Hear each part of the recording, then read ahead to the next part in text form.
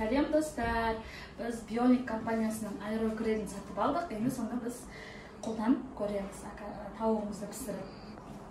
Оған біз тауығымызды дайындап алдық, қасына біз қосымша өзімізге картошка мен помидор қосамыз. Енді бастайық. Біздің видеомызға лайк басып, комментарий жазып, пікірлеріңізді қалдыра беріңіздер.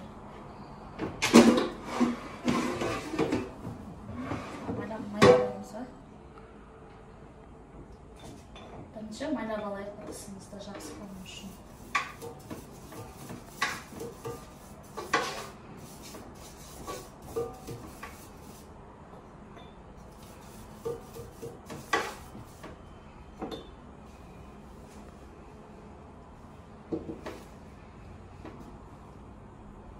Енді міне салып жатырмыз ішіне.